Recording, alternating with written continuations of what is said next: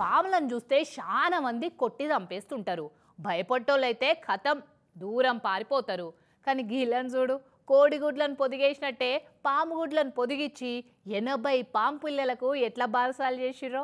ప్రకాశం జిల్లా మార్కాపురం డివిజన్ అటవీ శాఖ అధికారులు మొన్నటి సంధి పుత్రోత్సాహంతో పొంగి పొర్లుతున్న ఫీలింగ్లోనే ఉన్నారు కదా. పొదిగిన గుడ్డు పిల్ల అయితే తల్లి కోడి ఎంత సంబరపడుతుందో, పలిగిన ఈ పాము గుడ్డలకి వెళ్ళి పిల్లలు బయటికి వెళ్ళేప్పటి సంధి వీళ్ళు కూడా అంతే సంబరపడుతున్నారట. ఇగో 5 కాదు 10 కాదు 80 పాము గుడ్లను ఒదిగిచ్చి పిల్లల్ని చేసిరట.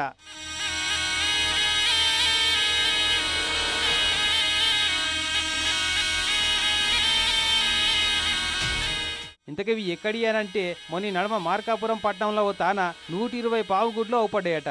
ఈ అక్కడి లోకల్ పబ్లిక్ 40 గుడ్ల దాకా పాడు చేసిరట.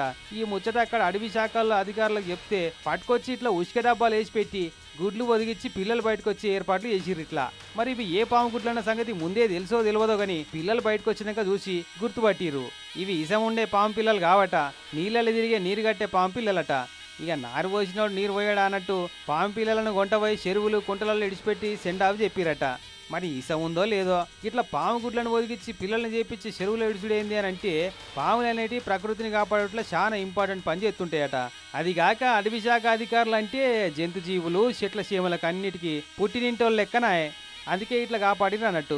ఇక మరి ఇలా ఎన్ని పాము పిల్లలు పెరిగి పెద్దగా తిరిగి గుడ్లు పెట్టి పిల్లా పాపలతోటి సంతోషంగా ఉంటాయో గానీ మంది చేతులలో పడి వలిగిపోయి భూమి మీద జన్మనేది లేకుండా అయ్యే పాములకు పునర్జన్మనిచ్చిన మార్కాపురం అటవీ శాఖలకు మరీ రుణపడి ఉంటాయి కావచ్చు ఈ పాములన్నీ కదా.